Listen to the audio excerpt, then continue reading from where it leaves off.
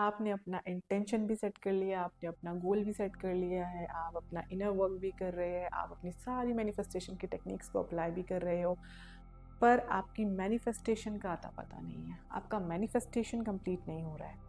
तो आज का ये वीडियो कम्प्लीटली डेडिकेटेड है कि आपकी मैनिफेस्टेशन में आप ऐसी क्या मिस्टेक कर रहे हो, अपनी उस जर्नी में आप ऐसी क्या गलतियाँ कर रहे हो जिससे कि आपकी मैनिफेस्टेशन कंप्लीट नहीं हो रही है।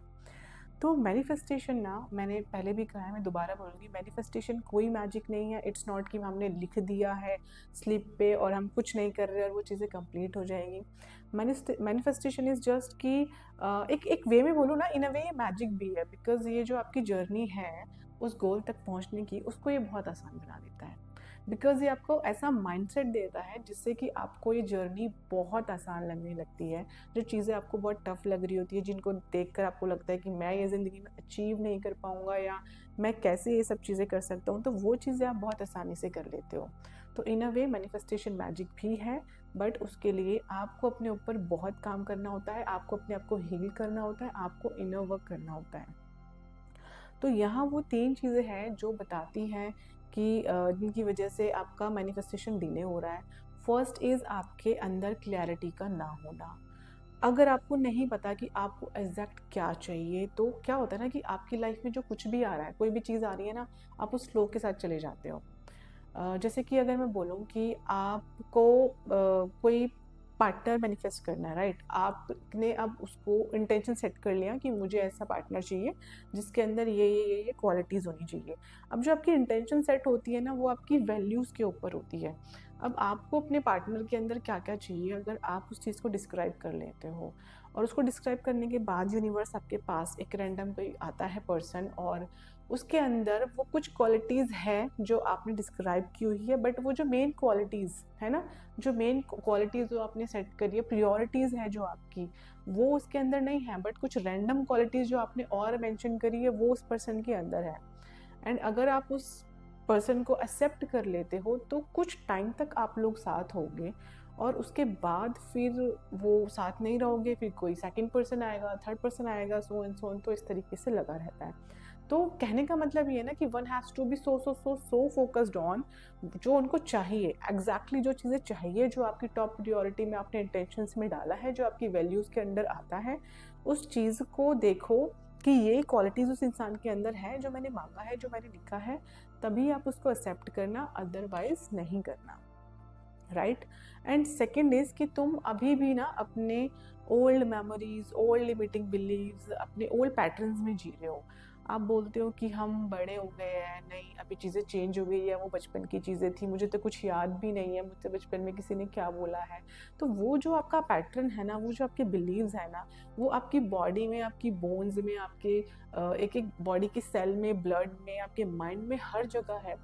आपको नहीं पता, अननोइंगली वो चीज़ें आप के माइंड में है और आप उन्हीं के अकॉर्डिंग बिहेव कर रहे हो। तो आपको ना कोई भी ऐसी प्रैक्टिसेस करके, आपको कोई भी एनएलपी की हेल्प से अपने कुछ बिलीव्स को, लिमिटिंग बिलीव्स को, ओल्ड बिलीव्स को रिमूव करना होगा, और फिर आपको फीड करना होगा। बिकॉज देखो, आपके अंदर इतनी सारी चीज़ें भरी हुई है, और मैं आपको बोलूँ कि ये बिलीव आपका गलत है, आप इसे चेंज कर लो, तो उसको चेंज करने के लिए पहले अपने आप को आपको खाली करना होगा ना, आपको अपने उन बिलीव्स को निकालना होगा। तो उन बिलीव्स को निकालने के लिए आपको कुछ प्रैक्टिसेस करनी होगी, एनएलपी प्रैक्टिसेस करनी होंगी, या कोई भी ब्रीदिंग वर्क करना होगा, मेडिटेशन करना होगा, कोई भी आपको अपना इनर वर्क करना होगा जिसकी हेल्प से आप अपने इन ओल्ड पैटर्न्स को अपने अंदर से कंप्लीटली निकाल सको। जब आप अपने ओल्ड पैटर्न्स को निकालोगे, तभी आप अपने नई हैबिट्स को, नए पैटर्न्स को आप अपने अंदर लाओगे, और उसके अकॉर्डिंग, आपके बिलीव्स के अकॉर्डिंग आपकी चीज़ें आपके लिए काम करना शुरू करेंगी।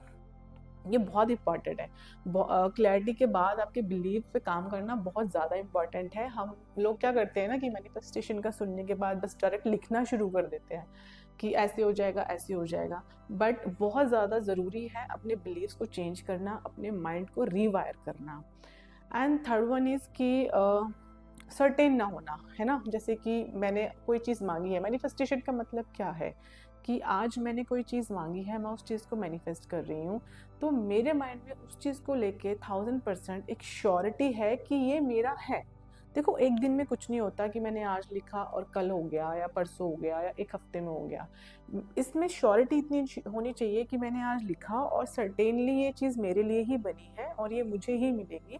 तो मैं सर्टेन हूँ बिल्कुल इस चीज़ के लिए और मैं उसके लिए काम कर रही हूँ, मुझे पता है। जैसे कि आप 1 साल के लिए जब आप कोई कोर्स कर रहे हो, कुछ पढ़ रहे हो और आपके एग्ज़ाम आने वाले हैं, तो आपको पता है कि मैं पढ़ूँगी, मैं उसमें लिख के आऊँगी तभी मुझे मार्क्स मिलेंगे ना।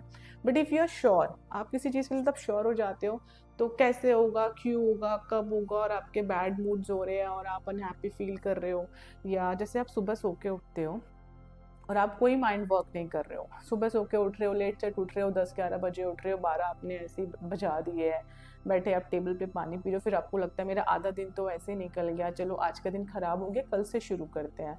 तो अगर इस तरीके से आपके मूड्स फ्लक्चुएट हो रहे हैं, ये सब चीज़ें करने के बाद भी आपकी मैनिफेस्टेशन कंप्लीट नहीं होगी।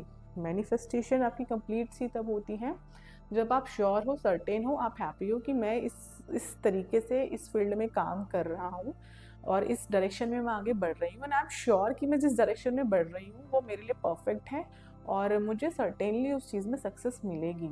तो आपको अपनी फ्रीक्वेंसी पे भी काम करना होगा, आपको अपनी श्योरिटी पे काम करना होगा। तो ये जो 3 चीज़ें हैं, अगर आप इन पे अच्छे से काम कर लेते हो तो आपके मैनिफेस्टेशंस भी बहुत जल्दी से होंगे। मैंने कहा है आपको, मैनिफेस्टेशन एक जर्नी है आपके गोल तक पहुंचने की। तो उस जर्नी को बहुत आसान बनाओ, उस जर्नी को बहुत हैप्पी बनाओ, चीज़ों को एक्सेप्ट करो। जो लगता है कि ये प्रॉब्लम है, मुझे नहीं लग रहा, उस पर काम करो, अपना इनर वर्क करो और ज़्यादा से ज़्यादा कोशिश करो अपने आप को खुश रखने की, अपने आप को हैप्पी रखने की।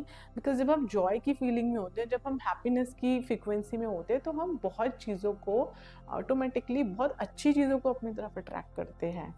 आई होप ये वीडियो आपको हेल्प करेगी ये जानने में कि कहाँ आपका मैनिफेस्टेशन स्टक हो रहा था, कहाँ आपको ये कोई गलती कर रहे थे कि मैंने इस चीज़ पे काम नहीं किया।